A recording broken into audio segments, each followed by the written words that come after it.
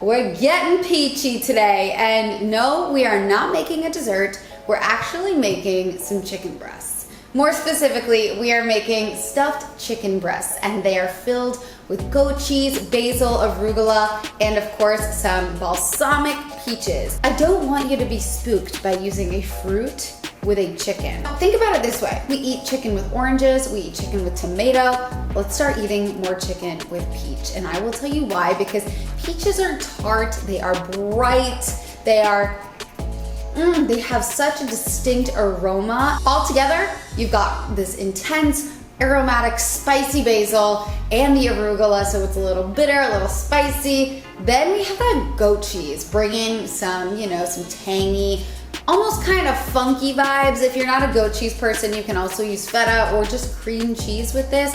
And finally, those peaches are gonna bring a tart brightness and some acidity to your dish. The first step here, I'm actually brining my chicken. Brining helps tenderize the chicken so it's a little more juicy and it's less tough, especially when you're baking something. We are gonna transfer our chicken to the oven.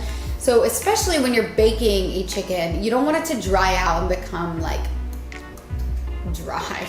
You don't want it to dry out and become tough. It's just not pleasant. You want juicy meat, and juicy lean meat is hard to come by, so brining it really helps to tenderize. It's been about 30 minutes, and I also added some thyme to the brine just because I love the aroma. You can just use salt and water. Just make sure you bring that water to a cool temperature with some ice before you add your chicken, or else your chicken's gonna cook, and that's not what we want. Okay. Woo! Let's start preparing our ingredients. I've just got my greens here. We're just gonna need a chef's knife and a peeler for the peaches. Another tip here, if you have some peaches that are really ripe and you wanna use them, awesome. What you're going to do is take a knife and make a little X at the bottom of the peach, like the booty of the peach, and then you're going to blanch them for 30 seconds. The skin should come right off. Make sure right after you blanch them, you also put them in an ice bath. I don't want to make things more complicated than they have to be, so I'm just using a peeler because I picked pretty dense peaches.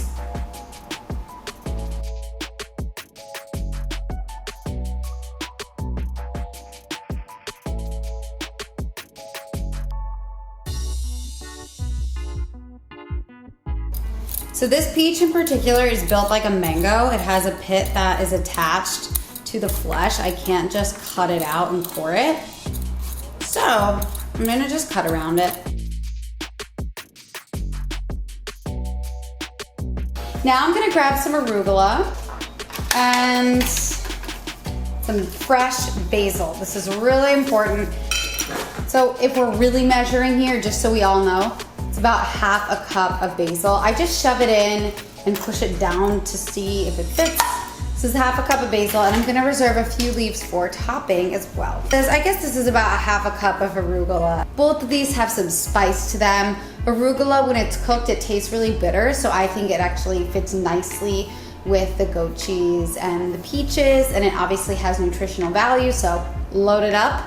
All right, so we're gonna take our greens and we're going to basically just cut them up with a santoku knife. Honestly, whatever knife you want. I'm just using a santoku, which has a flat edge, and I'm basically just chopping them up. I think I would say a rough chop. We don't need to get really artsy with this. All we really need is small enough pieces to mix with our goat cheese. But obviously we don't want too small because then we're gonna lose all of that texture. The goal here is to create layers of flavor.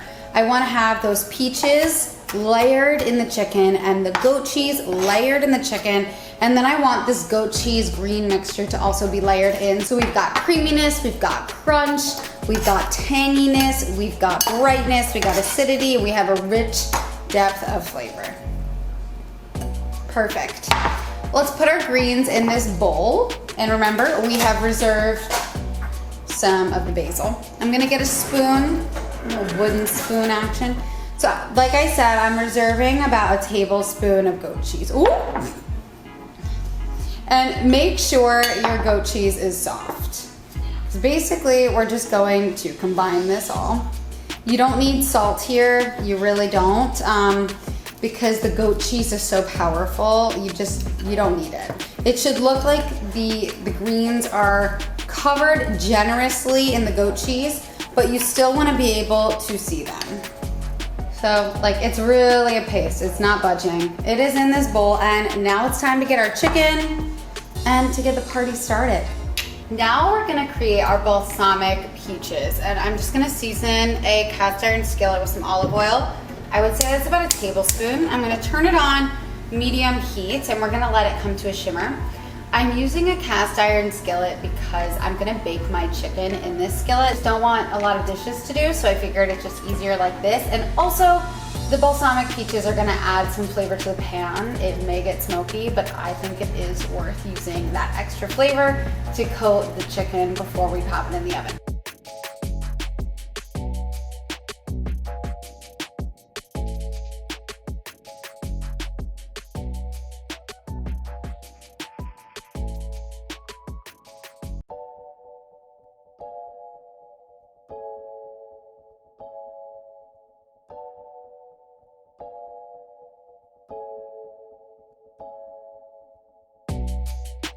It's important that the minute you put that balsamic in, you drop that heat to low, because it's gonna just turn into a syrup. It's gonna combine with those peach sugars and reduce to make this beautiful, thick reduction.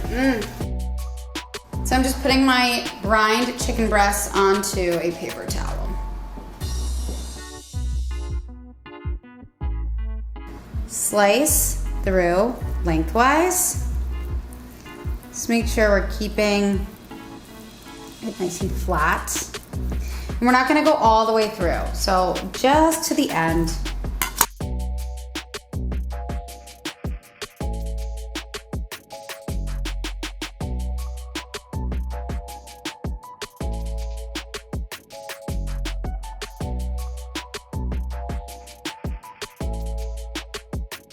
Before I put the peaches into the chicken, I actually reserved a little bit for our salad. That's a really important point. You cannot have any cross-contamination with the peaches. That's just gross. We don't like it. Okay, our chicken breasts here. I know I have to touch them again. It's kind of gross, but you gotta do what you gotta do. We're gonna thoroughly dry off the outside, and I also dried off the bottom as well. We want to basically sear these until they're nice and crisp, and then we're gonna bake them until they're done. Because these are stuffed, it is a little bit easier to just throw it in the oven.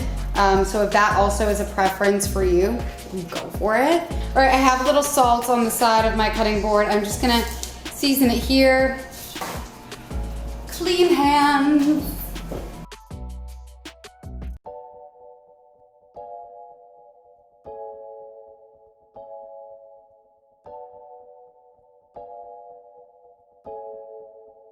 Right before our chicken is done, like 5 to 10 minutes before, we're gonna make our salad. I'm just using some arugula. This is gonna be really simple. There's so much happening in our chicken.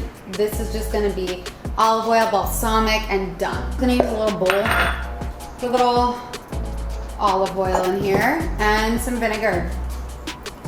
And just, I would say about like a quarter is vinegar. And also add a little bit of salt. You can add some pepper, you can add any herbs you want, but I'm keeping it really simple and just putting it in there. I'm gonna use some tongs and put it on one side of the plate. Little pro tip here, a handful of salad is 1 serving for a side salad, but use however much or little you like. And you can just top with some of the peaches and a little goat cheese crumble if you want, but I think the peaches are perfect for on top. Also, if you're not really into a balsamic kind of flavor, you can skip balsamic in the peaches. You can also skip a balsamic vinaigrette and make a nice bright white wine vinaigrette. That'll go really nicely with the peaches. Or you can even use an apple cider vinegar. The options are endless, or just lemon juice. Nothing goes as far as some nice lemon juice with olive oil. All right, beautiful.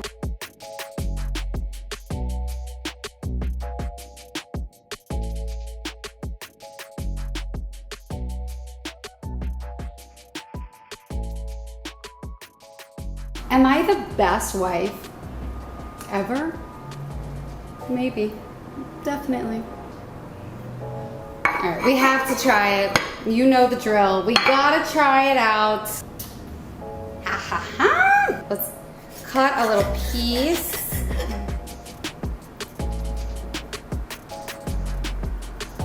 Wow. That is so flavorful.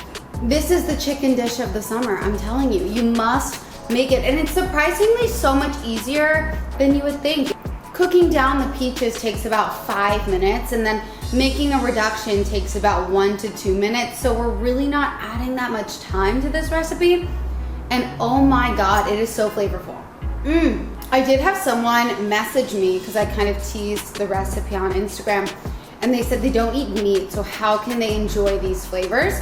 And I have 2 solutions. I would just make a salad with the balsamic peaches and the goat cheese, the arugula, and the basil, and toss it all together so that the leaves are coated in that creamy cheese. We don't want it too cheesy like that paste, but you know, you want a goat cheese presence. And then I would serve it with some cod or some swordfish. In my opinion, for anyone who misses chicken, they cannot eat chicken, and they like fish and they can eat fish, swordfish is the answer, but it is more expensive, it's more high-end, so cod also does a great job at filling that void, or halibut as well. Any whitefish really, any subtle flavored seafood would go very well with this. If you love caprese, you're going to love this because you get that balsamic-y flair, and then the peaches are just like a more tart and bright and fruitier tomato, but not super fruity. Don't let that scare you. Sorry, I'm starving right now. Sebastian just truly took that plate from me and is eating it in the corner of the room. But I hope you guys enjoyed this episode and this recipe. Feel free to ask any questions in the comments below. I will put the link to the written version. There might be some tweaks to it, but that's pretty much how you make this.